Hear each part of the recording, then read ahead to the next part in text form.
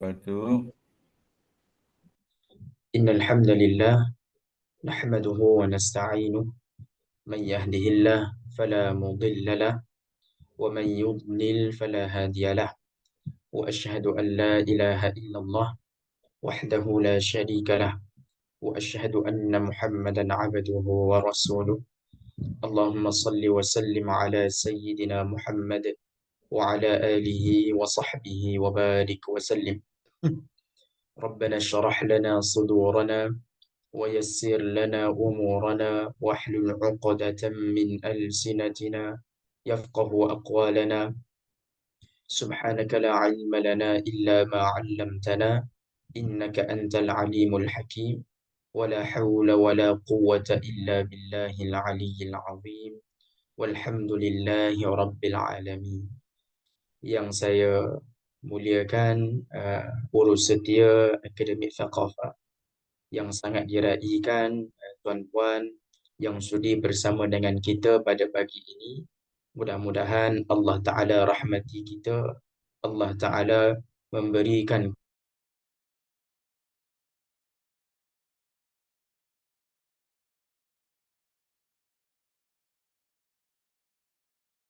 walau di hari.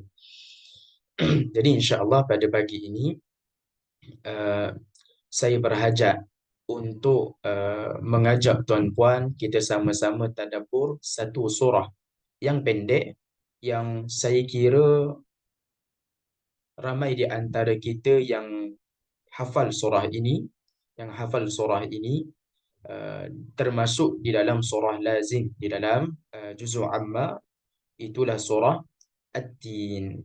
Surah At-Tin. Sebelum kita masuk dengan lebih mendalam, saya bacakan dahulu ayat daripada surah At-Tin. A'udzu billahi minasy syaithanir rajim. Bismillahirrahmanirrahim. التين والزيتون وطور سينين وهذا البلد الأمين لقد خلقنا الإنسان في أحسن تقويم ثم رددناه أسفل سافلين إلا الذين آمنوا وعملوا الصالحات فلهم أجر غير ممنون فما يكذبك بعد بالدين أليس الله بأحكم الحاكمين صدق الله العظيم. Demi buah tin dan zaitun dan gunung Tursina serta negeri Mekah yang aman ini, sesungguhnya kami telah menciptakan manusia dalam bentuk yang sebaik-baiknya dan berkelengkapan sesuai dengan keadaannya. Kemudian kami kembalikan dia kepada serendah-rendah peringkat orang-orang yang rendah, kecuali orang-orang yang beriman dan beramal saleh, maka mereka peroleh pahala yang tidak putus-putus. Sesudah ternyata dalil-dalil yang membuktikan kekuasaanku mengadakan hari pembalasan itu, maka apa pula yang menjadikan engkau seorang pendusta? Bukankah Allah yang demikian kekuasaannya seadil-adil hakim? Sadaqallahul azim. Surah At-Tin. Tuan-puan yang dirahmati Allah, surah At-Tin ini termasuk di antara 15 surah yang dimulakan dengan sumpah di dalam Al-Quran. Yang mana kalau kita tengok kedudukan di dalam mushaf, ya, kedudukan surah At-Tin jika dibandingkan dengan surah-surah yang dimulakan dengan sumpah, ia berada pada kedudukan yang ketiga terakhir dalam mushaf. Kedudukan yang ketiga terakhir dalam mushaf. Kerana surah yang terakhir di dalam mushaf yang dimulakan dengan sumpah adalah surah Al-Asr. Surah Wal-Asr. Allah bersumpah dengan masa. Kemudian surah yang kedua yang terakhir yang dimulakan dengan sumpah dalam susunan mushaf adalah surah Al-Adiyat. Allah bersumpah dengan kuda perang. Wal-Adiyati dhabha. Kemudian dalam kemudian surah yang ketiga terakhir yang dimulakan dengan sumpah, ketiga yang terakhir dalam susunan mushaf ya, yang dimulakan dengan sumpah adalah surah ini, surah At-Tin. Allah bersumpah dengan buah tin. Tuan-puan yang dirahmati Allah, sebelum kita pergi dengan lebih jauh tadabbur daripada ayat ke ayat, saya nak kongsi dahulu latar di sebalik surah At-Tin. Bagaimanakah konteks Nabi SAW dan para sahabat ketika diturunkan surah At-Tin ini. Baik, surah At-Tin adalah surah Makkiyah. Surah Makkiyah. Lawan kepada Makkiyah adalah Madaniyah. Tuan-puan, apabila kita katakan surah ini surah Makkiyah, adakah bermakna surah ini diturunkan di Mekah?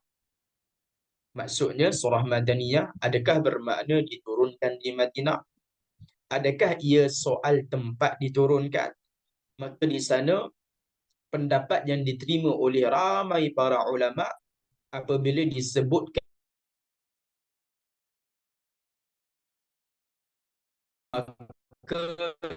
tentang tempat itu, bukanlah semestinya surah itu mesti diturunkan, tetapi ia berkenaan tentang tempoh masa ataupun fasa dakwah Nabi. Okey. Maka bila surah itu surah Makkiyah, maksudnya surah itu diturunkan sebelum Nabi berhijrah ke Madinah. Bila dikatakan surah itu Madaniyah, surah itu diturunkan selepas Nabi berhijrah ke Madinah. Tak kisahlah turun dekat mana pun, dekat Tabuk ke, dekat Taif ke, asalkan ia diturunkan sebelum hijrah, dimasukkan dalam kategori Makkiyah. Asalkan diturunkan selepas hijrah, dimasukkan dalam kategori Madaniyah. Dan pembahagian ini tidak ada pada zaman Nabi SAW, tetapi ia disusun oleh para ulama tafsir yang datang kemudian supaya memudahkan kita untuk memahami setiap surah beserta dengan konteks audiensnya. Baik, maka surah At-Tin diturunkan kepada Nabi SAW sebelum Nabi berhijrah ke Madinah, iaitu pada fasa ataupun tempoh dakwah Nabi di Mekah, yang mana kita tahu bahawa audiensnya, sasaran dia adalah golongan Quraisy yang menafikan ataupun mengingkari risalah kenabian Nabi sallallahu alaihi wasallam. Dan begitu juga konteksnya adalah perjuangan Nabi dan para sahabat yang sangat penuh dengan cabaran di Mekah. Mereka ditindas, mereka dizalimi, mereka diserang dari segenap sudut, dari segenap penjuru, disakitkan hati mereka. Nabi dilabel dengan bermacam-macam labelan. Para sahabat dah mula ditindas tubuh mereka. Itu latar di sebalik surah At-Tin. Konteks surah itu diturunkan.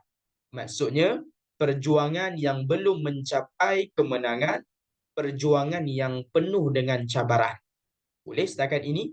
Itu konteks surah At-Tin. Baik, tuan-tuan yang dirahmati Allah. Lalu, bila konteksnya tentang perjuangan, tentang sakit dan pahitnya perjuangan dakwah, tiba-tiba Allah bersumpah dengan buah tin dan buah zaitun. Kenapa Allah bersumpah dengan buah? Dalam keadaan Nabi dan para sahabat getir. Cabaran yang penuh dahsyat di Mekah. Tiba-tiba datangnya sumpah demi buah tin dan buah zaitun. Kenapa begitu? Adakah kerana pada musim diturunkan surah ini, buah tin dan buah zaitun murah? Atau macam mana? Sehingga banyak berbuah macam kita ni, musim durian dan sebagainya. Tidak begitu. Maka tuan-puan, di sana para ulama mendatangkan tafsiran di sebalik sumpah ini. Pertama sekali, apabila Allah Ta'ala bersumpah dengan buah tin dan buah zaitun, ia tentang satu pendapat menyatakan memang Allah bersumpah dengan buah itu kerana dua buah ini, buah tin dan buah zaitun, di, di samping penuh dengan khasiat buah ini, dia memberikan menjadi obat kepada sebahagian penyakit. Maksudnya dia memberikan manfaat kepada pemakannya. Tuan-puan, maka begitulah kita sebagai manusia, pertama, pengajaran pertama yang dapat kita belajar daripada buah tin dan buah zaitun, kita kena sentiasa memberikan manfaat kepada sekeliling kita. Apa sahaja kita kena bagi manfaat. Kena ada sumbangan kita dalam kebaikan. Beri manfaat. Sebaik-baik manusia adalah mereka yang paling banyak memberikan manfaat kepada orang lain ataupun pada kawasan tempat dia. Itu satu. Pengajaran pertama, manfaat. Mungkin tuan-puan, jika ada yang ke lapangan, boleh tulis di ruangan komen untuk kawan-kawan sahabat-sahabat kita yang mungkin terlepas pandang, boleh dapatkan sekali pengajaran itulah. Jazakumullahu khaira. Baik, itu pertama. Yang kedua, sebahagian ulama dalam mentafsirkan buah tin dan buah zaitun, mereka berpendapat itu adalah berkenaan tempat. Tempat yang banyak menghasilkan buah tin dan juga tempat yang banyak menghasilkan buah zaitun. Baik, macam kalau kita, bila kita sebut tentang durian, kita dah nampak dah durian rau dan sebagainya dah. Baik, maka di manakah tempat yang banyak menumbuhkan buah tin dan buah zaitun? Mereka menyatakan tempat yang banyak menurunkan buah tin dan buah zaitun adalah bumi Syam. Bumi Syam. Bumi Syam, kalau zaman kita sekarang, negara apa? Bila kita sebut tentang Syam, 4 buah negara ya. Yang pertama, negara yang sedang berperang itu, Palestin. Yang kedua, satu lagi negara yang masih lagi bergolak, iaitu negara Syria. Yang ketiga, negara yang baru je ada isu dengan Israel pada minggu lepas, iaitu negara Lebanon. Yang keempat, negara yang di sekitar Palestin, Syria dan Lebanon tetapi masih lagi aman. Negara Jordan. Palestin, Syria, Jordan dan Lebanon. Itu negara Syam. Baik. Maka negara Syam ini adalah tempat yang banyak mengeluarkan buah tin dan juga buah zaitun. Kalau kita pergi dengan lebih terperinci, lebih detail, satu pendapat yang dinukilkan oleh Imam Ibn Kathir di dalam kitab tafsirnya, buah tin itu banyak dia berkait rapat dengan tempat Nabi Nuh alaihi salam. Tempat mendaratnya Nabi Nuh alaihi salam. Apakah di manakah tempat mendaratnya Nabi Nuh alaihi salam? Allah Taala sebut dalam surah Hud pada ayat yang ke-44. Sekiranya tuan-puan berkelapangan, boleh tandakan surah, nombor ayat dan muka surat yang saya bentangkan. Okey, surah Hud ayat 44 di dalam mushaf biasa kita pada muka surat 226, iaitu Allah Ta'ala berfirman, وَقِيلَ يَا أَرْضُ ابْلَعِي مَاءَكِ وَيَا سَمَاءُ أَقْلِعِي وَغِيضَ الْمَاءِ. Diperintahkan kepada bumi dan langit dengan berkata, wahai bumi, telanlah airmu, dan wahai langit, berhentilah daripada curahan hujanmu. Dan ketika itu surutlah air, wa qudiyal amr, serta terlaksanalah perintah Allah itu, wastawat alal judi, kemudian bahtera Nabi Nuh itu pun berhenti di atas bukit Al-Judi. Maka Allah sebut bahtera Nabi Nuh mendarat di bukit Al-Judi. Persoalannya adalah, di manakah bukit Al-Judi? Adakah di negara kita? Ya, kita ada Gunung Kinabalu ke? Gua Musang ke? Gunung Jerai ke? Maka Quran dan Sunnah tidak menyatakan secara jelas di manakah bukit Al-Judi. Mungkin sejarawan mereka boleh memberikan pendapat mereka, tetapi secara pastinya, secara confirmnya, tidak ada siapa yang boleh kata inilah 100%-nya bukit Al-Judi yang mendaratnya bahtera Nabi Nuh alaihi salam. Maka tuan-puan, satu pendapat yang dinukilkan oleh Ibn Kathir rahimahullahu ta'ala, buah tin ini berkait rapat dengan bukit Al-Judi, tempat mendaratnya Nabi Nuh, bahtera Nabi Nuh alaihi salam. Itu satu. Jelas setakat ini? Baik. Kemudian kita pergi pada buah yang kedua, buah zaitun. Buah zaitun, kalau tuan-puan yang pernah berziarah, menziarahi Baitul Maqdis, di sana menghasilkan buah zaitun yang sangat banyak. Buah zaitun yang sangat banyak. Saya masih ingat ketika mana saya menuntut di Jordan dahulu, di dalam universiti saya, Universiti Alil Bait, adanya pokok zaitun. Kalau datangnya musim buah zaitun, orang dari luar masuk ke dalam universiti, dia ambil buah zaitun dalam universiti itulah. Okay, baik. Maka Baitul Maqdis adalah satu tempat yang banyak menghasilkan buah zaitun. Bila kita sebut tentang Baitul Maqdis, ia sangat sinonim dengan Nabi apa? Nabi Isa alaihi salam. Nabi Isa alaihi salam. Baik. Buah tin Nabi Nuh, buah zaitun Nabi Isa. Kemudian Allah Ta'ala bersumpah. Tadi Allah bersumpah dengan dua buah. Sekarang Allah bersumpah dengan dua tempat. Pertama, wa turi sinin. Yang kedua, wa hadzal baladil amin. Baik.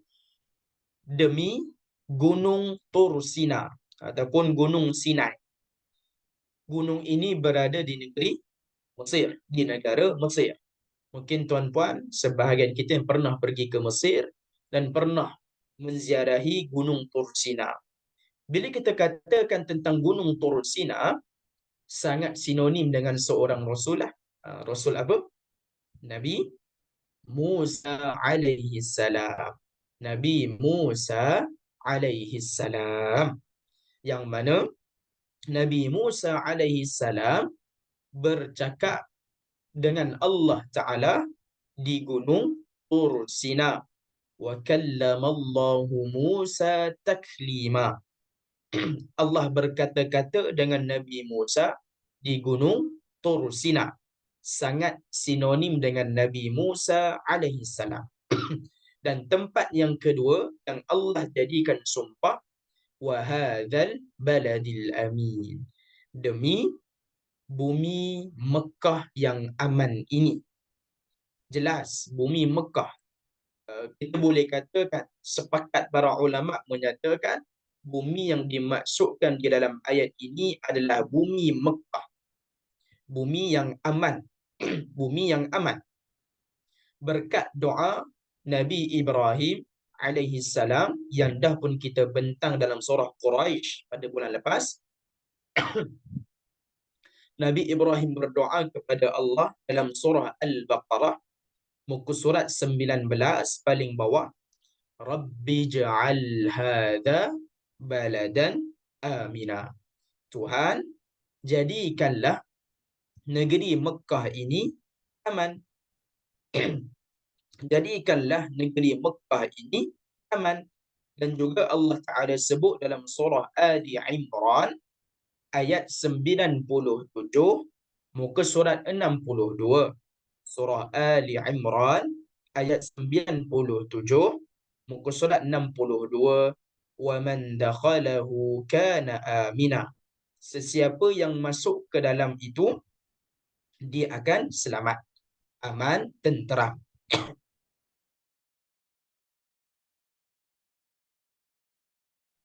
Allah sebut dalam surah Al-Ankabut pada muka surat 60, pada muka surat 404 ayat 67. Surah Al-Ankabut ayat 67 muka surat 404.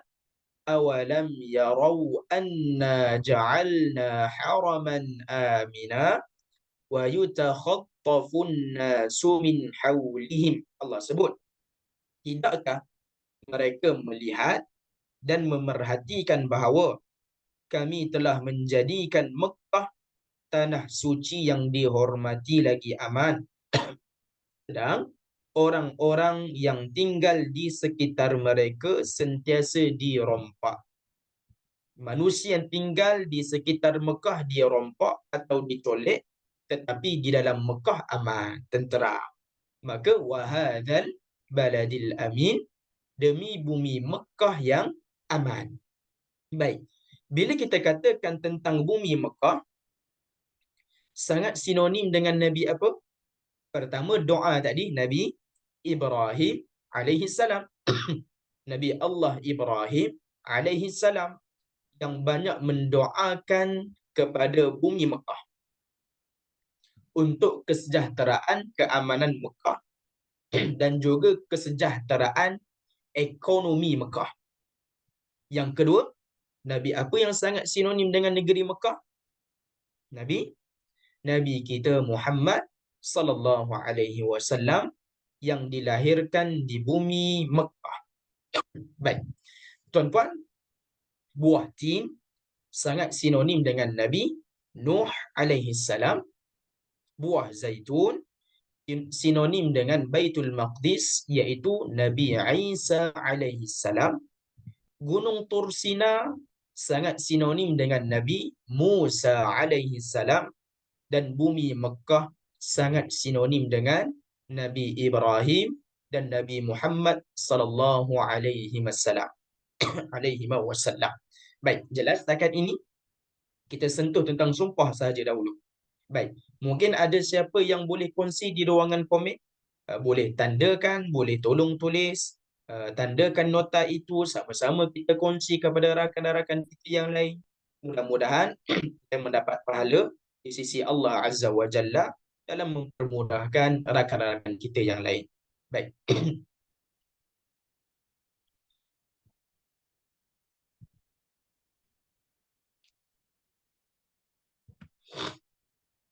Baik. Kemudian, bila kita telah jelas makna di sebalik sumpah ini, maka sangat sesuailah dengan konteks Nabi dan para sahabat ketika diturunkan surah ini. Ya, dia bukan sekadar berkenaan buah, tetapi ia tentang perjuangan. Ia tentang perjuangan. Kalau kita lihat persamaan 5 orang Rasul tadi, Nabi Nuh, Nabi Isa, Nabi Musa, Nabi Ibrahim, dan Nabi sallallahu alaihi wasallam. Apa persamaan kelima-lima Rasul ini? Rasul apa? Rasul ulul azmi. Rasul ulul azmi. Tuan-puan yang dirahmati Allah.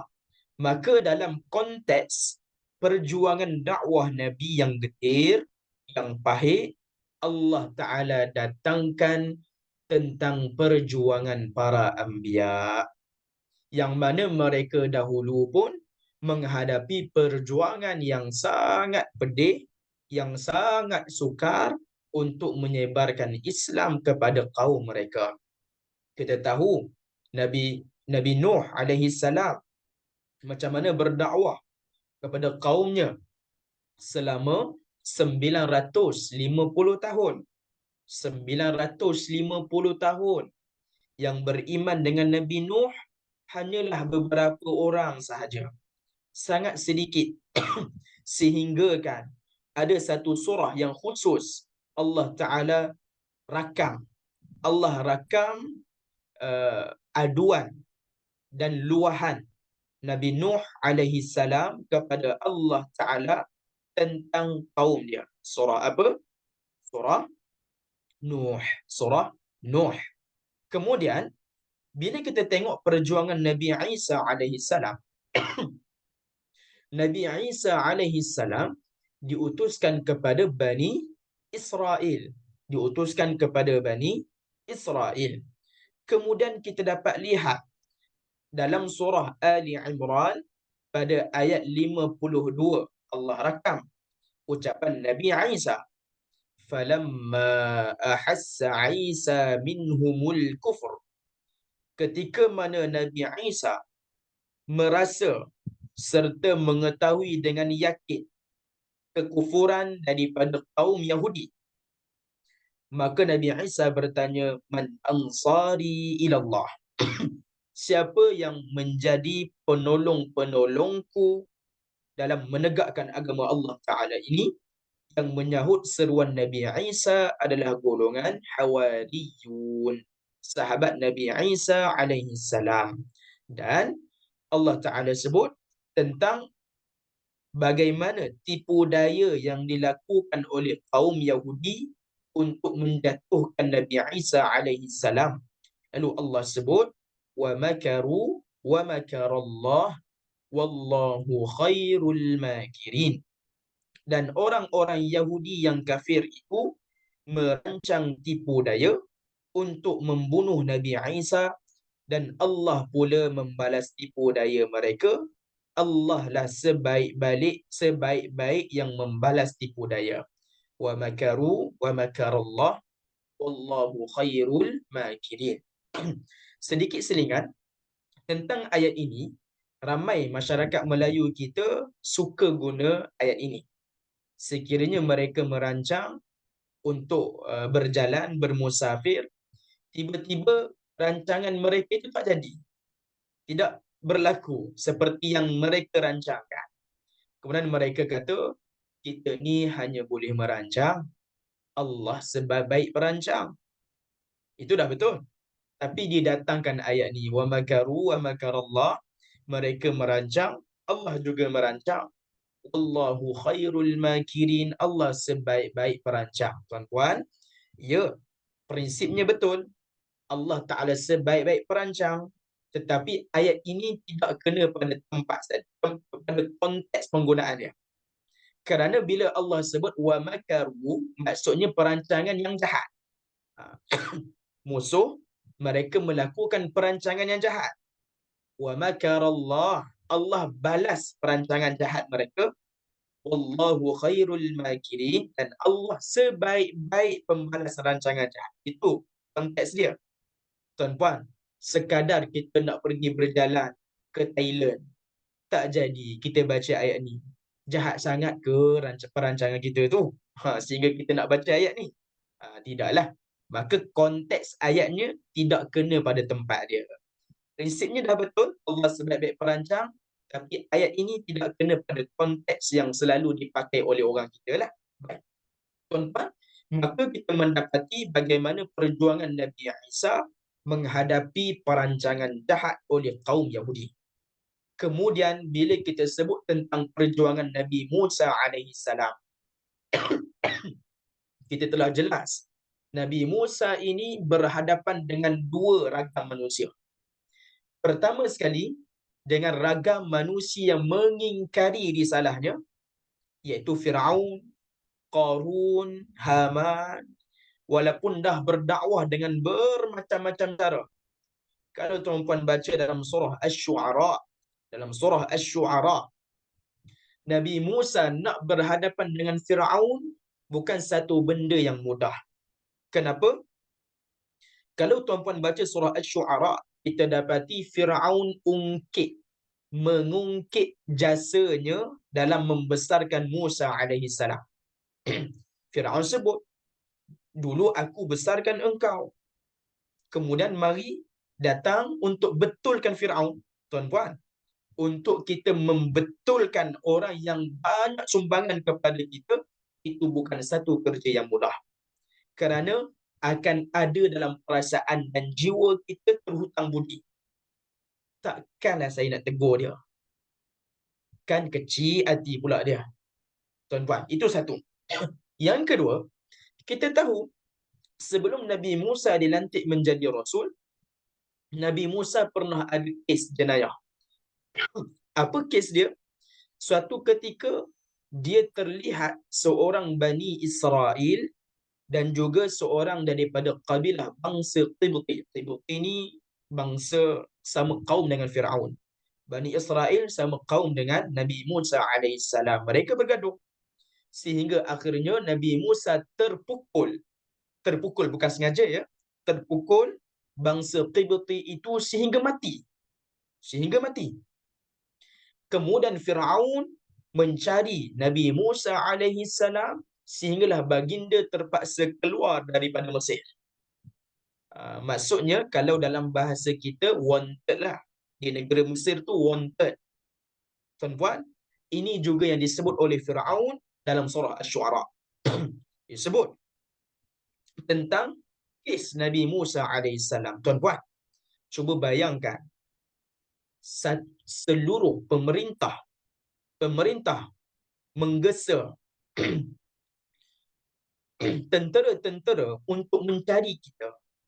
Kita terpaksa keluar daripada negara.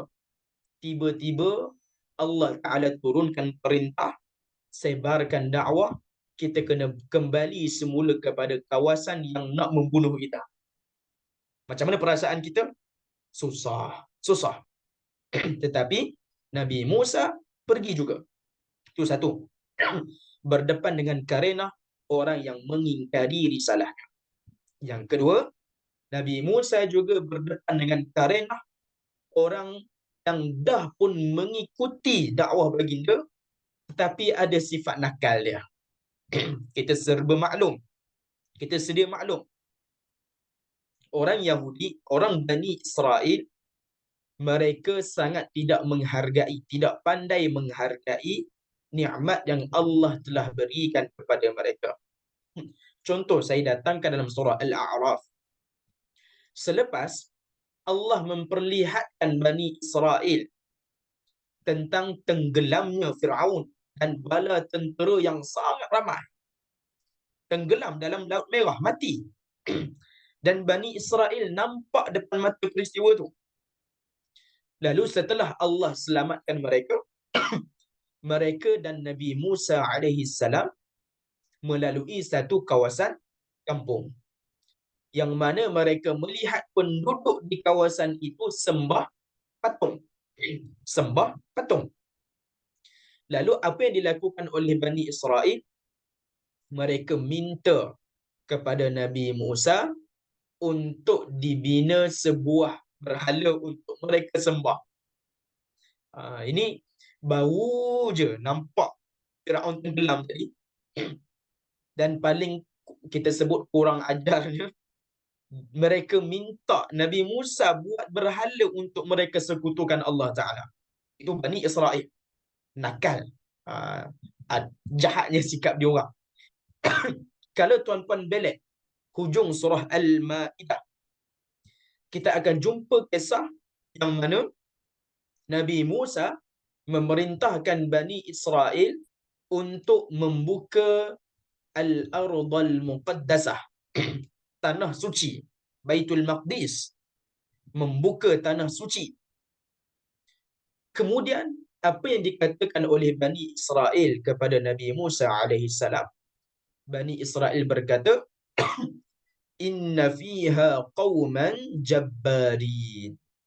Di dalam negeri itu ada satu kaum yang gagah. Inna lan nadkhulaha abadan madamu fiha. Kami tidak akan masuk dalam negeri itu selama mana kaum itu ada di dalam negeri itu. Apabila mereka keluar, barulah kami masuk. Kemudian Bani Israel bagi tahu kepada Nabi Musa, "Idhhab anta wa rabbuka faqatila inna hahuna qa'idun." Musa, engkau pergilah berdua dengan Tuhanmu berperang, kami duduk di sini. Itu ucapan Bani Israel setelah Allah menangkan mereka ke atas Firaun. Maka Nabi Musa berhadapan dengan dua ragam manusia. Yang mengingkari perjuangannya, yang kedua, yang dah pun mengikuti perjuangannya tapi lupa diri. Kemudian Nabi Ibrahim alaihissalam pun kita tahu kisah Nabi Ibrahim dalam surah Al-Anbiya, berdakwah kepada kaum baginda, yang diterima oleh baginda adalah dicampak ke dalam api yang marak menjulang.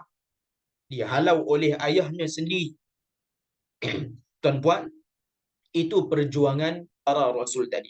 Rasul ulul azmi. Tuan-puan yang dirahmati Allah, saya ambil masa 2 minit sedikit boleh? Sebab saya batuk, tekak saya kering. Saya ambil air sekejap ni, boleh? Boleh Ustaz.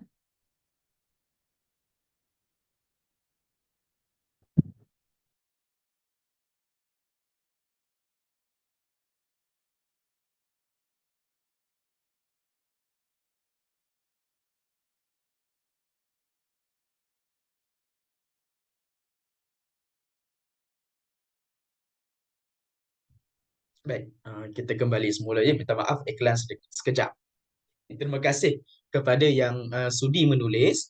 Mudah-mudahan Allah Ta'ala berkati setiap huruf yang Tuan tulis. Mudah-mudahan Allah Ta'ala uh, setiap huruf yang Puan tulis, mudah-mudahan Allah Ta'ala berikan pahala yang besarlah. Amin ya Rabbal Alamin.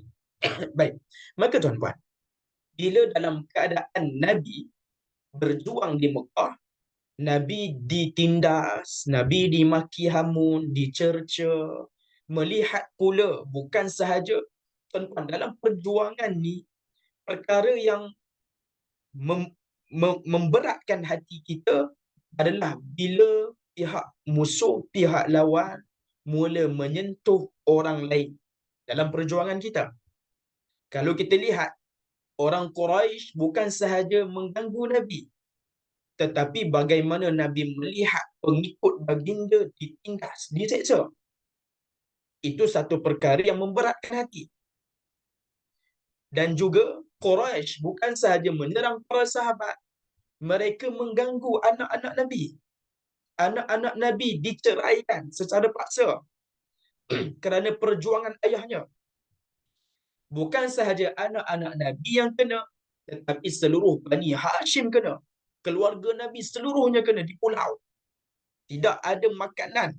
Disekat ekonomi selama 3 tahun. Kalau tuan-tuan baca sirah, sangat pedih perjuangan pada 3 tahun di pulau itu. Tuan-tuan, maka dalam perjuangan yang pahit dan sakit itu, Allah Ta'ala turunkan kisah para anbiya untuk memberikan motivasi kepada Nabi SAW, juga memberikan motivasi kepada para sahabat bahawa kaum terdahulu pun, mereka yang dulu pun dah lama berjuang juga. Dah lama berjuang. Sakitnya perjuangan dakwah. Tuan-tuan yang dirahmati Allah. Maka kalau kita melihat saudara kita di Palestin, saya ambil surah ni sebabnya kita nak merenung tentang perjuangan saudara kita di Palestin juga. Mungkinlah mereka mengambil kekuatan daripada bumi Baitul Maqdis. Mereka berjuang sehingga akhir hayat mereka. Mereka tidak mengalah. Tuan-puan, cuba bayangkan kita duduk pada tempat mereka. Kita melihat sedepan mata. Keluarga perempuan kita dirogol depan mata. Anak-anak kita dibunuh, diseksa depan mata kita. Kadang-kadang manusia dia akan berdepan dengan perasaan dia sendiri, sehingga menyebabkan saya undur daripada perjuangan. Tetapi tuan-tuan, saudara kita di Palestin, mereka tidak pernah undur daripada perjuangan. Walaupun sejak mendekati hampir 70 tahun mereka berjuang, tidak sesekali mereka berganjak. Tuan-tuan yang dirahmati Allah, kita bagaimana pula kita di sini? Kita di sini Allah Ta'ala memberikan keselesaan, Allah berikan kesejahteraan dalam dakwah yang perlu kita sebarkan. Tidaklah sampai mengganggu tubuh kita, tidaklah sampai mengganggu anak-anak kita, tidak. Paling kurang pun mengganggu periuk nasi kita itu mungkin, tuan-tuan. Tetapi kita kena buat dakwah. Dakwah, kita mengajak manusia kepada kebaikan, kita mencegah mereka daripada kemungkaran. Itu susahnya dakwah. Yang paling susah adalah mencegah daripada kemungkaran. Kerana kita dah mula menyentuh ataupun masuk campur dalam urusan orang, dalam urusan masyarakat itu. Kalau kita lihat Nabi SAW, sebelum baginda dilantik menjadi Rasul, tidak ada siapa pun yang pernah menggelar Nabi ataupun memaki hamun Nabi SAW. Bahkan Nabi diberikan gelaran yang baik-baik. Al-Amin, orang yang amanah, orang yang jujur, orang yang bijak. Tetapi sejak Nabi mula mencegah orang Quraisy daripada kemungkaran, menafikan ketuhanan yang mereka anuti, ketuhanan yang rosak, kefahaman tentang Tuhan yang rosak, maka sejak itu Nabi SAW ditentang habis-habisan. Tuan-tuan, itu perjuangan. Saya banyak kali ulang pada mana-mana tempat saya menyampaikan ini. Bila orang tawarkan kepada kita nak tulis sebagai pendakwah bebas, itu adalah antara gelaran yang saya sangat berat untuk terima bila dipalikkan diri ini dengan pendakwah. Kerana kadang-kadang kita perhati, kita memuhasabah diri kita, aku ni berdakwah ke? Pernah ke aku rasa sakit dalam perjuangan ini? Tidak pernah. Saya sekadar berceramah, sembang bolehlah, sekadar berkongsi apa yang saya bacakan. Tuan-puan, tidak sama berceramah dengan berdakwah. Berceramah, sasaran ataupun audiensnya adalah tuan-puan yang sudi mendengar. Adapun berdakwah, audiens kita adalah boleh jadi mereka yang tak nak mendengar apa yang kita nak cakap. Itu tuan-puan, kita semua adalah pendakwah dalam masyarakat kita sendiri. Seru mereka kepada kebaikan, cegah mereka daripada kemungkaran. Mudah-mudahan Allah Ta'ala golongkan kita dalam golongan sebaik-baik umat yang Allah sebut dalam surah Ali Imran, kuntum khaira ummatin ukhrijat linnas. Kalian adalah sebaik-baik umat yang diutuskan untuk manusia jika melengkapi 3 syarat. Ta'muruna bil ma'ruf, mengajak kepada perkara kebaikan, wa tanhauna 'anil munkar, cegah daripada perkara kemungkaran, wa tu'minuna billah, dan kalian beriman kepada Allah Ta'ala. Baik, maka tuan-tuan, boleh insya-Allah setakat sumpah dahulu. Kita baru saja selesai segmentasi awal dalam surah ini, iaitu tentang sumpah yang mengaitkan tentang perjuangan. Tentang perjuangan. Lalu kita dapat lihat secara jelas bagaimana antara cara lain Allah memotivasikan Nabi dalam perjuangan dalam surah sebelum At-Tin, surah Ad-Duha, dan juga surah Asy-Syarh. Alam nashrah laka sadrak. Tidakkah kami telah melapangkan untukmu dadamu, wahai Muhammad? Ma wadda'aka rabbuka wa ma qala, dalam surah Ad-Duha. Tuhanmu tidak pernah meninggalkanmu dan tidak pernah membenci. Maka begitu juga kita, Tuhan tidak pernah meninggalkan kita, tidak pernah membenci kerana kita melakukan perkara yang baik, bukanlah perkara yang Allah Ta'ala murka. Maka mudah-mudahan Allah memberikan perlindungan dan rahmatnya kepada kita. Maka tuan-puan, kita kena ada juga sumbangan kita dalam perjuangan kita di Palestin dekat sana. Tidak mampu menyumbangkan tenaga, sumbangkan harta sedikit. Tak mampu sumbangkan harta, promosikan. Gunakan kelebihan lidah dan tangan untuk menulis, memberikan kesedaran. Tidak mampu itu juga, mendoakan mereka.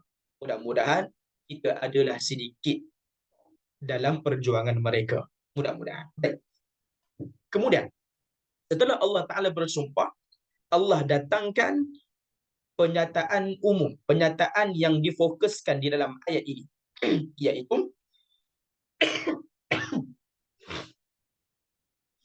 laqad khalaqnal insana fi ahsani taqwim. Sesungguhnya kami ciptakan manusia dengan sebaik-baik penciptaan. Sesungguhnya kami ciptakan manusia dengan sebaik-baik penciptaan. Tuan-puan, manusia ini siapa? Kita. Manusia di dalam ayat ini adalah kita. Kita termasuk daripada golongan manusia. Anak-anak Adam alaihissalam. Yang mana Allah Ta'ala ciptakan kita dengan penciptaan yang hebat. Lengkap. Sempurna. Tuan-puan, begitu juga dalam surah As-Sajdah. Kalau kita baca, Allah Ta'ala sebut, Alladhi ahsana kulla syai'in khalaqah. Allah memperelokkan setiap sesuatu yang dia ciptakan. Binatang elok dengan cara mereka, dengan kejadian semula jadi mereka. Kita elok dengan kejadian semula jadi kita, tuan-puan. Dan kita diberikan nikmat yang tidak diberikan kepada para malaikat, sehingga melayakkan kita menjadi khalifah di bumi Allah Ta'ala. Kita diberikan apa oleh Allah? Pertama, akal.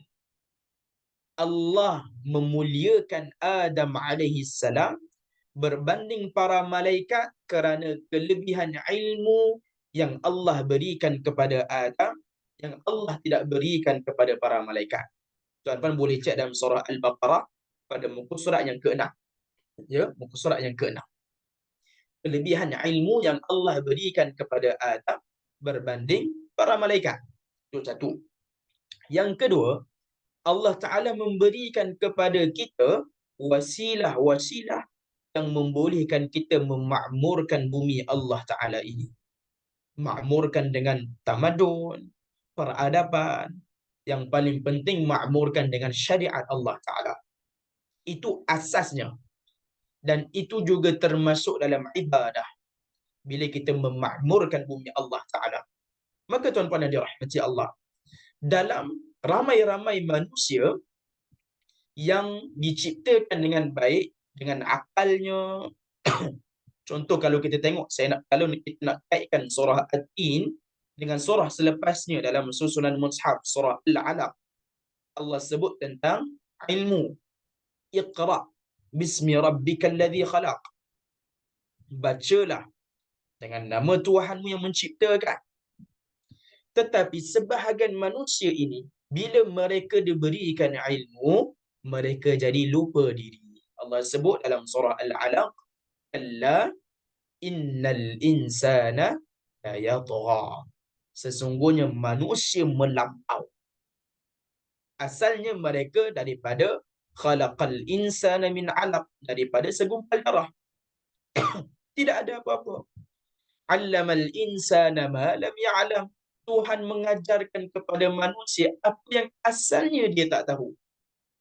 Kemudian selepas Allah berikan dia ilmu, kalla innal insana la yatgha. Dia dah mula melampau. Dah mula lupa diri. Sehingga akhirnya termasuk dalam golongan dalam surah At-Tin ayat yang ke-5, thumma radadna wa asfala safilin. Kemudian kami kembalikan dia kepada serendah-rendah darjat. Serendah-rendah. Baik. Apakah maksud serendah-rendah darjat ini? Tuan-puan, manusia bila dia hanya mementingkan fizikal ataupun intelektual tanpa dia mementingkan spiritual, tanpa dia mementingkan rohani, maka Allah Ta'ala jatuhkan martabat dia daripada ahsani taqwim, daripada sebaik-baik ciptaan kepada asfala safilin, serendah-rendah orang yang direndahkan.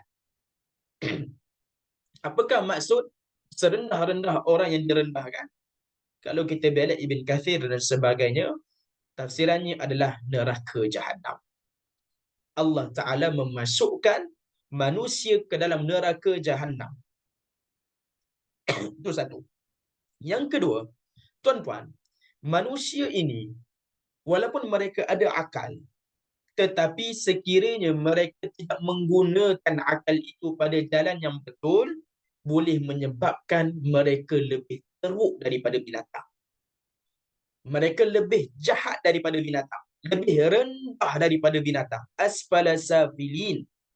Kalau kita tengok dalam ayat dalam surah Al-An'am, tuan-puan, saya suka kalau tuan-puan ada Quran bersama, kita buka sama-sama ya. Sebab itu saya berikan nombor ayat dan juga muka surat, ya.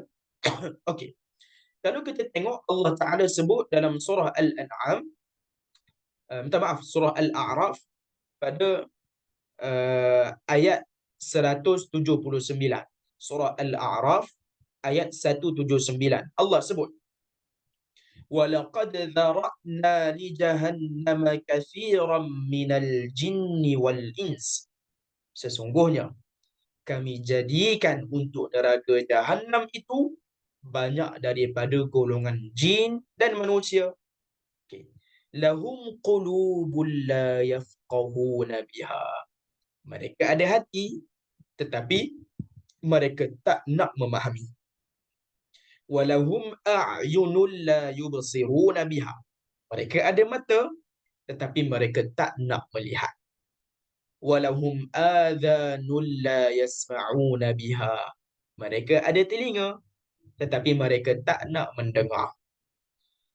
Ulaika kal an'am. Mereka itulah seperti binatang ternak. Allah sebut, bal hum adall. Bahkan mereka lebih sesat daripada binatang ternak. Binatang ternak mereka ada mata, mereka ada telinga, tapi mereka tidak diberikan akal. Mereka tidak boleh berfikir. Tetapi kita manusia boleh berfikir. Kita diberikan akal, kita diberikan telinga, diberikan pandangan mata untuk melihat kebesaran Allah, memikirkan kebesaran Allah Ta'ala. Tuan-puan, kesan bila manusia tak nak menggunakan tiga elemen ini, kepala, telinga, mata, satu lagi hati, maka mereka jadi lebih jahat daripada binatang ternak, daripada binatang. Kalau kita lihat bagaimana tentera Israel menghancurkan saudara kita di sana, mereka membunuh, menyeksa warga emas, mereka menyeksa anak-anak kecil, bukan setara kekatan dengan mereka seksa. Mereka seksa golongan wanita, tuan-puan. Hilang adab, hilang kemanusiaan. Begitu jugalah yang berlaku kepada para sahabat di Mekah dahulu. Hilang kemanusiaan. Bumi Mekah asalnya mereka tidak boleh membunuh di bumi Mekah, tidak boleh menumpahkan darah di bumi Mekah kerana bumi Mekah adalah tanah haram.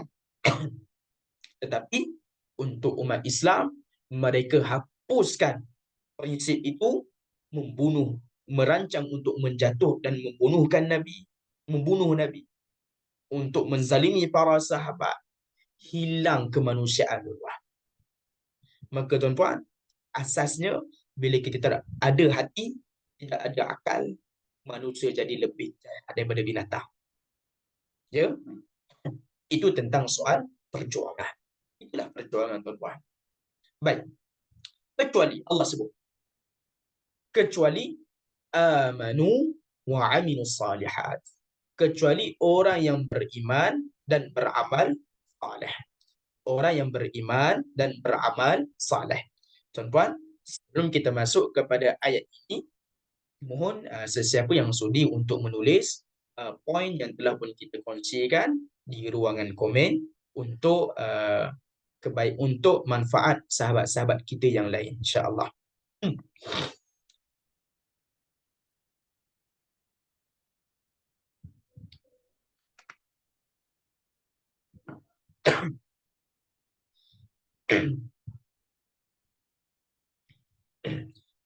Baik, terima kasih jazakumullah kepada Puan Rahmah.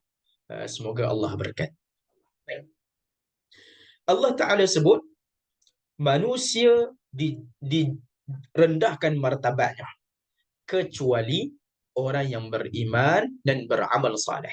Bila Allah sebut kecuali, maksudnya golongan ini adalah golongan yang terkecuali, golongan yang minoriti, golongan yang sikit. Baik, asasnya dua. Pertama, amanu wa amilus salihat. Pertama, iman. Yang kedua, amal saleh. Tadi berkenaan orang yang melawan perjuangan Rasul. Sekarang berkenaan orang yang mengikuti perjuangan Rasul. Yang mana mereka beriman dan beramal saleh. Perlu lengkap dua elemen ini, tuan-tuan. Dua syarat ini perlu lengkap. Baik. Tidak boleh beramal saleh tanpa iman, dan juga tidak boleh hanya sekadar iman tanpa amal saleh. Tidak boleh. Apa kesan sekiranya beramal saleh tanpa iman? Kesannya, kalau kita boleh belik dalam Al-Quran, Allah Ta'ala sebut dalam surah An-Nur ayat 39 muka surat 355. Surah An-Nur ayat 39 muka surat 355. Allah sebut, walladzina kafaru a'maluhum kasarabin biqi'atin yahsabuhu dham'anu ma'an hatta idza ja'ahu lam yajidu syai'a. Allah sebut, dan orang-orang kafir, amal-amal mereka adalah umpama fata morgana di tanah rata yang disangkanya air oleh orang yang dahaga. Lalu sehingga apabila dia datang ke tempat itu, tidak didapati sesuatu pun yang disangkanya itu. Tuan-tuan, Allah Ta'ala umpamakan amal untuk orang kafir adalah fata morgana. Apakah fata morgana? Fata morgana ni kalau tuan-tuan bawa kereta, kita drive, memandu kereta, kelihatan dari jauh nampak macam ada lopak air. Ada lopak air. Tetapi bila kita pergi dekat, rupanya lopak air tu tak wujud pun. Tak ada pun. Ya. Baik. Tuan-tuan, maka begitulah perumpamaan amal saleh bagi orang kafir. Di akhirat, mereka sangkakan mereka dapatlah meminum sedikit manfaat daripada lopak air itu. Rupanya, bila mereka datang dekat, tidak ada pun sebenarnya amal yang mereka lakukan itu. Allah Ta'ala tidak pandang. Seperti mana dalam hujung surah Al-Kahfi juga Allah sebut, hal nunabbi'ukum bil akhsarina a'mala. Surah Al-Kahfi ayat 103 muka surat 304. Surah Al-Kahfi ayat 103 muka surat 304. Nak tak kami bagi tahu kepada kalian orang yang paling rugi dalam beramal. Alladzina dhalla sa'yuhum fil hayatid dunya. Mereka mensia-siakan usaha mereka di dunia. Wa hum yahsabuna annahum yuhsinuna sun'a. Mereka sangka mereka dah buat baik. Mereka sangka mereka dah buat baik di dunia. Tetapi fahabitat a'maluhum, amal-amal mereka gugur. Fala nuqimu lahum yawmal qiyamati wazna. Lalu kami tidak timbang pun amalan mereka. Allah tak timbang. Sebab apa? Ulaika alladhina kafaru biayati rabbihim wa liqa'ih. Kerana mereka kufur dengan ayat-ayat Tuhan mereka dan pertemuan dengan Tuhan. Iaitu mereka kufur dengan hari akhirat. Iman tidak ada, maka amal menjadi sia-sia. Tapi untuk kelebihan dunia mereka dapatlah. Untuk akhirat mereka tidak dapat. Tempat bila iman dah mula ada, maka seperti mana dalam satu hadis yang diriwayatkan oleh Hakim bin Hizam radhiyallahu anhu. Hakim bin Hizam ini dia tidaklah masuk Islam awal, tetapi ketika zaman jahiliyah beliau adalah seorang yang baik. Kita tidak nafikan bukan sahaja orang Islam yang baik, ada juga orang yang bukan Islam dia pun baik juga. Seperti Hakim bin Hizam, dia bertanya kepada Nabi SAW, wahai Rasulullah, saya dulu pada zaman jahiliyah, saya merdekakan hamba. Saya menghubungkan silaturahim. Saya memberi sedekah. Tuan-tuan, nak merdekakan hamba ni bukan senang. Memerlukan kos yang banyak. Dan dalam masa yang sama, kita tidak dapat keuntungan daripada orang yang telah pun kita merdekakan. Memberi sedekah. Kemudian Hakim bin Hizam tanya, dapat sesuatu tak? Sebab dia buat perkara itu masa zaman jahiliyah sebelum Islam. Kemudian Nabi sebut, atau kama qala Nabi SAW, engkau masuk Islam bersama dengan amalan-amalan engkau. Maksudnya, bila Hakim bin Hizam masuk Islam, segala amal baik yang telah dilakukan ketika sebelum Islam, Allah Ta'ala hitung balik. Allah masuk balik dalam catatan amal. Pemurahnya Allah Ta'ala. Maka pentingnya iman. Yang kedua, amal salih. Pentingnya amal. Tuan-tuan, bila kita banyak jumpa ayat Allah sebut wa amilus salihat, amal salih. Persoalannya adalah amal salih itu macam mana?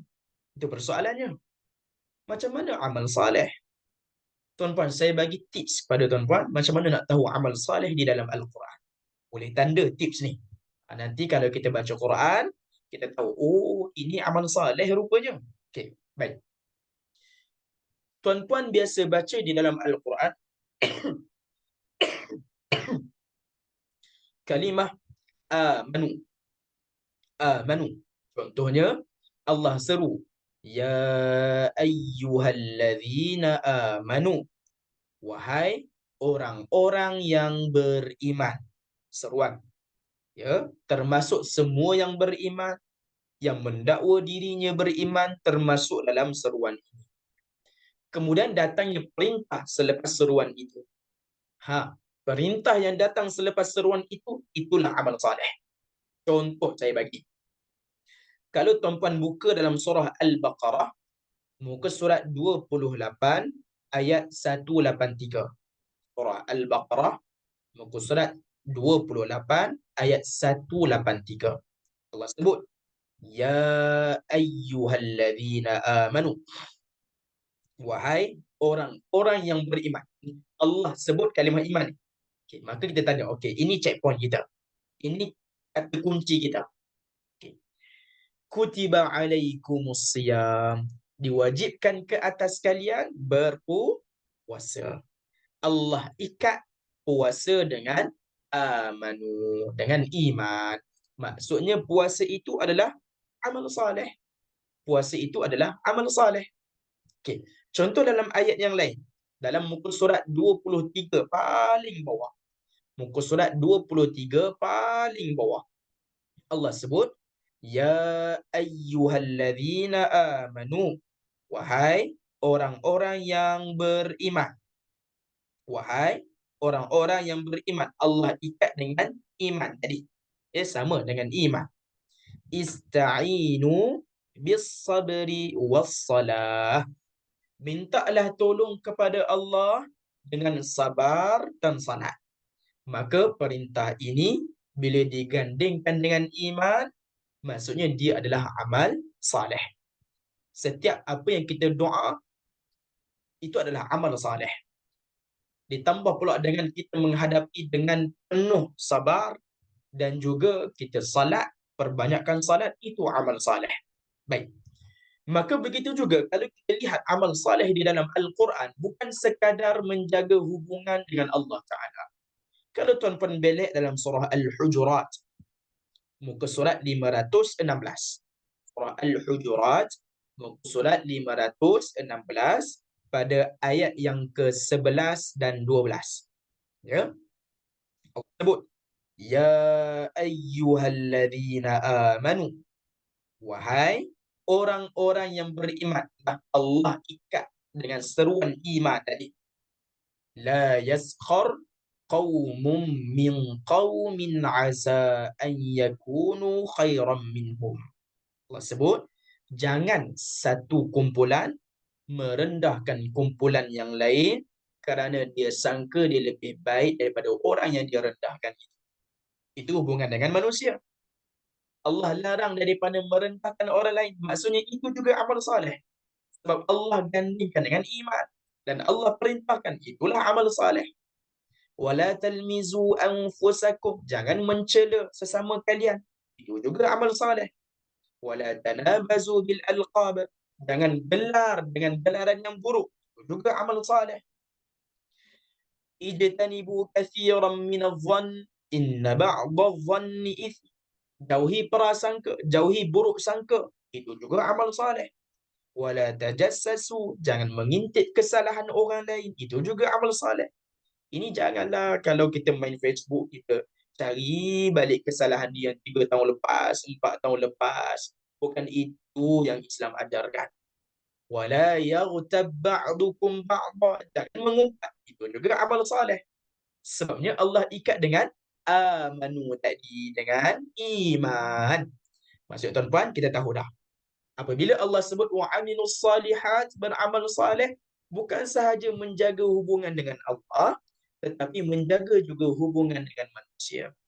Kalau kita lihat dalam konteks para sahabat di Mekah, walaupun mereka ditindas, Allah tuntut mereka jaga hubungan dengan manusia. Walaupun orang maki Nabi, Nabi boleh tak balas makian tu? Tidak boleh. Nabi tidak balas dengan makian. Nabi sabar. Allah Ta'ala yang turunkan surah membalas ucapan buruk orang kafir Quraisy. Tuan-puan, selama mana, walaupun kita ditindas dalam perjuangan, adab sesama manusia kita kena jaga. Itu kalau kita tengok saudara kita di Palestin, walaupun orang Israel, tentera Israel menyerang orang awam di negara Palestin, di Lebanon mereka serang orang awam, maksudnya golongan warga emas, wanita dan juga budak kecil, anak kecil. Tetapi adakah tentera Islam mereka membalas dengan hal yang sama? Tidak. Mereka tidak menyerang melainkan tentera sahaja. Kenapa? Kerana Nabi ajar begitu. Dalam bermusuh, kena jaga adabnya.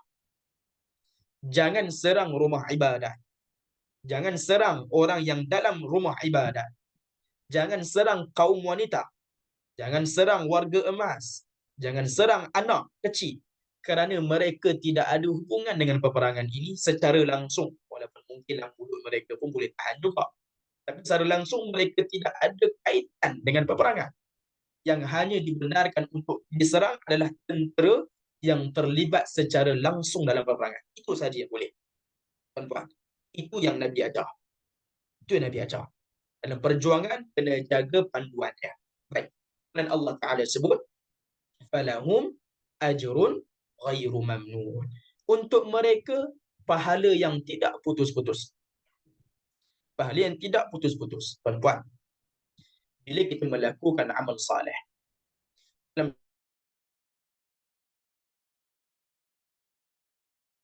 oleh Imam Ahmad dalam Musnad Ahmad,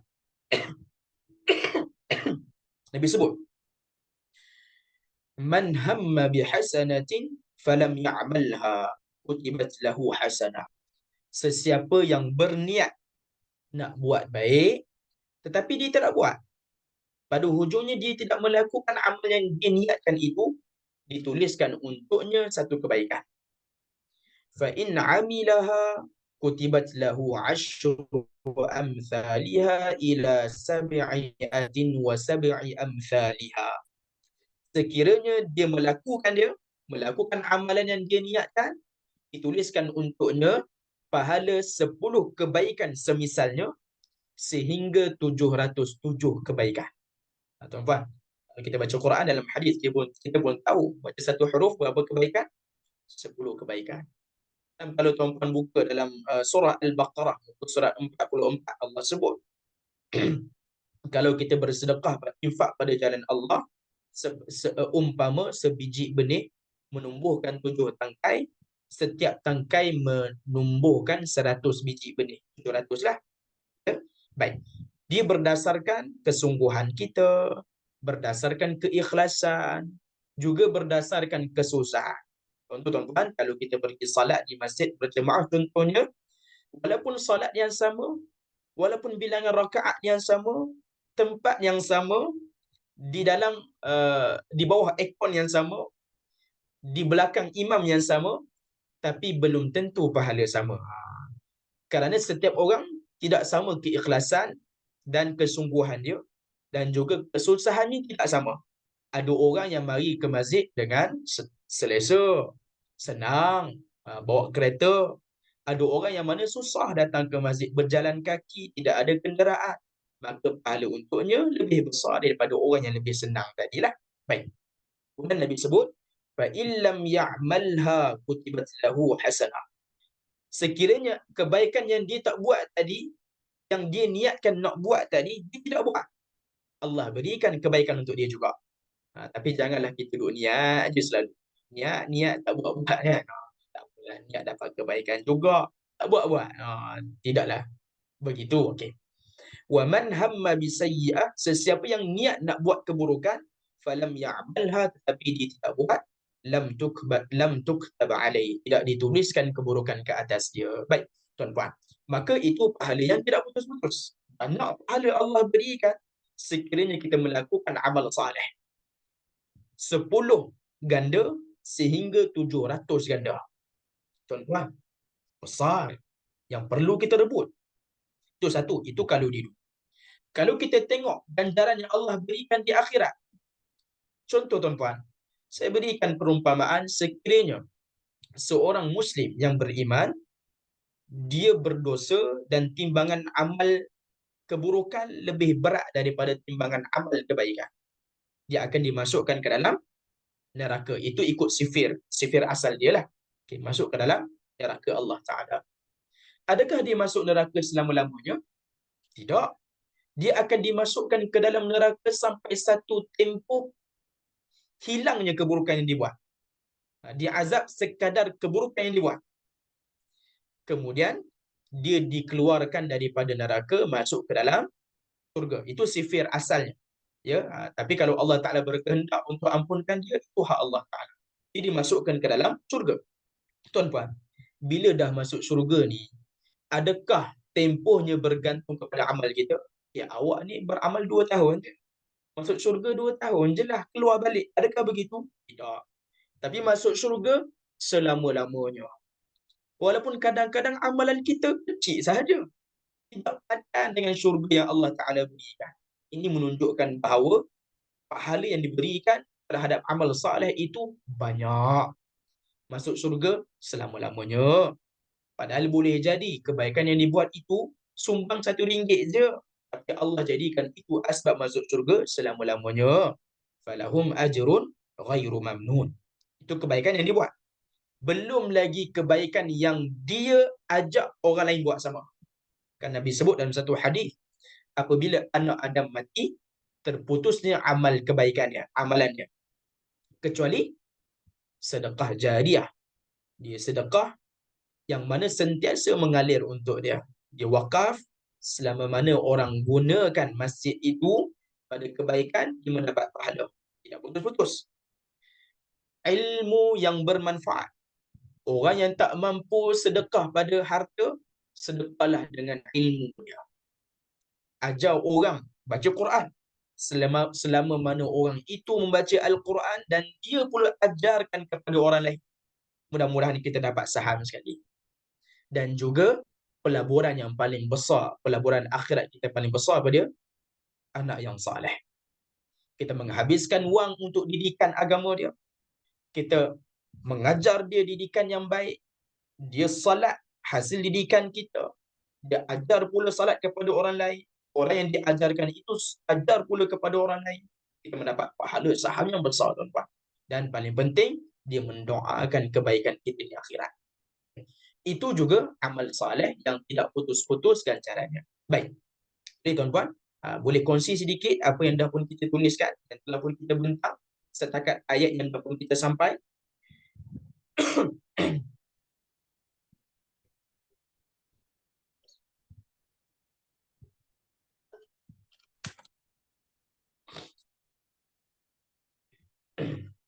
Baik, saya sambung lagi deh. Terima kasih. Jazakumullah khair. Banyak poin maka sesiapa yang boleh tolong ambil, dipersilakanlah. Ya. Okey. Tuan-tuan. Satu lagi tafsiran, saya nak undur balik kepada thumma radadnahu asfala safilin. Sebagian tafsir menyatakan bahawa apabila Allah Ta'ala sebut Allah ciptakan manusia ahsani taqwim, sebaik-baik ciptaan, kemudian Allah rendahkan martabat dia balik. Sebagian tafsiran menyebut, contoh tuan-tuan boleh belajar tafsir Pimpinan Ar-Rahman, dalam tafsir Al-Munir, Wahbah Zuhaili pun ada juga pandangan yang sedemikian, menyatakan bahawa Allah kembalikan manusia kepada keadaan bayi dia. Maksudnya keadaan nyanyuk. Keadaan tua yang nyanyuk ataupun sakit. Tuan-tuan, kita tidak nafikan manusia dia ada fasa muda, fasa kuat dia, fasa gagah.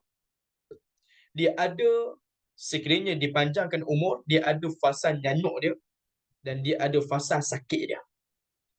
Kemudian Allah sebut kecuali orang yang beriman dan beramal saleh, maka dituliskan untuknya ganjaran yang tidak putus-putus. Kerana kalau kita tengok dalam Ibnu Jarir meriwayatkan, ada orang tanya kepada Nabi SAW tentang amalan orang yang dah nyanyuk. Macam mana? Orang yang dah tua, fasa yang tidak segar.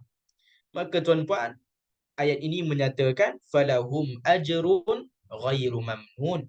Pahala yang tidak putus-putus untuk mereka berdasarkan apa yang mereka lakukan ketika mereka segar ataupun mereka muda. Contoh saya beri. Contoh tuan-puan rajin menghadiri majlis ilmu. Rajin menghadiri majlis ilmu. Sampai satu ketika kita dah tak larat ataupun kita nyanyuk wal'iyadu billah ataupun kita sakit yang menyebabkan kita dah tak mampu nak buat rutin yang kita buat sebelum ni. Maka mudah-mudahan Allah Ta'ala berikan ganjaran pahala terhadap apa yang telah kita buat sebelum ini. Maksudnya, kalau bahasa kita, pahala pencen. Pahala pencen. Walaupun kita tak buat, Allah tuliskan seolah-olah macam kita buat. Sebab ia adalah rutin kita ketika kita sihat dulu. Tapi kita tak buat kerana kita tak mampu. Bukan kerana kita tak nak, tapi tak mampu. Maka Allah Ta'ala tuliskan juga pahala macam kita buat sebelum ni. Itu pahala pencen. Tempat. Maka sebab itu, selama mana kita segar, kita diberikan kesihatan, buatlah amal saleh sehingga ia menjadi rutin harian kita. Apabila kita dah sakit, tak mampu nak salat berjemaah di masjid, mudah-mudahan Allah Ta'ala tuliskan juga pahala itu untuk kita macam kita salat berjemaah di masjid. Kerana kita tak dapat hadiri, kerana kita tidak mampu, bukan kerana kita tidak mahu. Maka tuan-puan, kita boleh baca doa yang Nabi ajar kepada kita. Antara doa yang Nabi ajar dalam hadis riwayat Imam Nasa'i, Nabi ajar kepada kita doa supaya kita berlindung dengan Allah daripada nyanyuk, arzalil umur. Kita minta Allah Ta'ala lindungi kita daripada fasa nyanyuk ataupun fasa tidak larat lah. Lebih lagi nyanyuk lah. Semua kita tak nak fasa nyanyuk ni. Okey. Tuan-tuan, Bila Allah Ta'ala kembalikan manusia kepada fasa tidak mampu dia. Daripada dia dilahirkan, fasa dia tidak mampu, bayi. Kemudian dia gagah, muda. Kemudian dia tua, tidak mampu kembali. Ini menunjukkan bahawa manusia dia akan mengalami proses Allah Ta'ala mudah untuk lemahkan kembali manusia ni. Lemahkan kembali manusia. Yang mana akhirnya mereka mencapai kepada satu proses, satu fasa. Seluruh agama bersepakat manusia akan mengalami fasa kematian. Fasa kematian. Tetapi dalam proses manusia daripada lemah, kuat, lemah kembali, manusia tidak yakin adanya hari kebangkitan. Sebab itu Allah sebut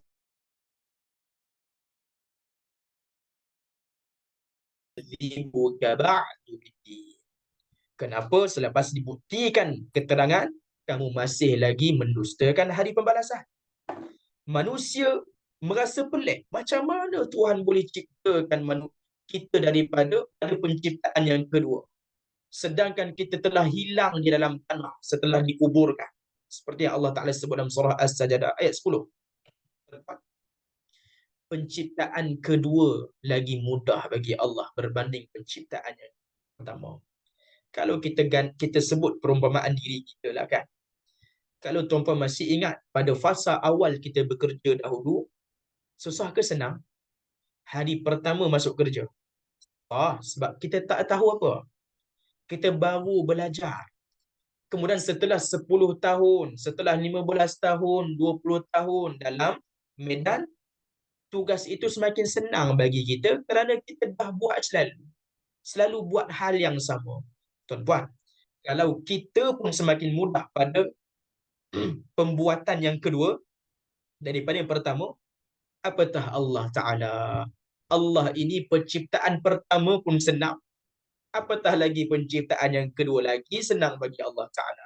Maka tuan-tuan, dalam perjuangan konteks surah Makkiyah, Allah Ta'ala selain banyak tekankan kisah para anbiya, Allah juga fokuskan tentang hari kebangkitan. Supaya apa? Manusia yang berjuang, sekiranya mereka tidak mendapat kemenangan di dunia, mereka tahu mereka akan dapat kemenangan di akhirat. Sekiranya mereka tidak dibela di dunia, mereka akan mendapat pembelaan di akhirat. Kalau kita lihat bagaimana dalam surah yang banyak apabila Allah Ta'ala datangkan kisah para anbiya, Nabi Nuh, walaupun perjuangannya selama 950 tahun, kaum dia tidak beriman, tapi akhirnya Allah berikan kemenangan. Nabi Isa, sama juga. Nabi Musa, walaupun yang melawannya adalah satu empayar yang sangat hebat, Fir'aun, bala tentera yang ramai, akhirnya Allah berikan juga kemenangan kepada baginda. Nabi Ibrahim pun sama, dan Nabi-Nabi yang lain pun sama. Kerana Allah Ta'ala berhak boleh memberikan kemenangan kepada sesiapa yang dia nak.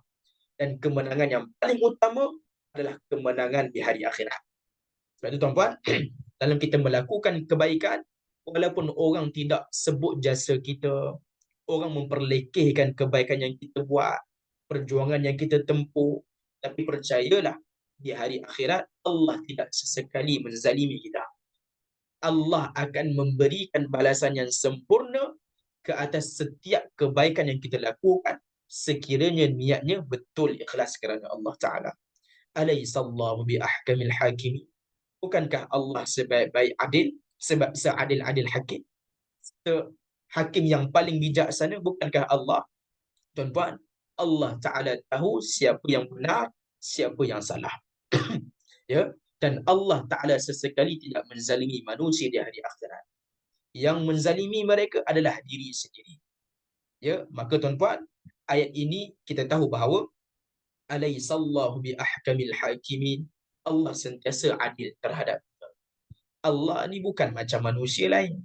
Kita buat kebaikan, orang tak sebut. Bila kita buat satu kesalahan, orang besar-besarkan. Allah bukan begitu. Boleh jadi juga banyak kesalahan yang kita buat, kemudian kita buat satu kebaikan dan kita minta keampunan Allah, Allah hapuskan segala kesalahan yang kita buat Allah terima satu kebaikan itu menyebabkan kita masuk syurga Allah Ta'ala. Allah itu maha pemurah.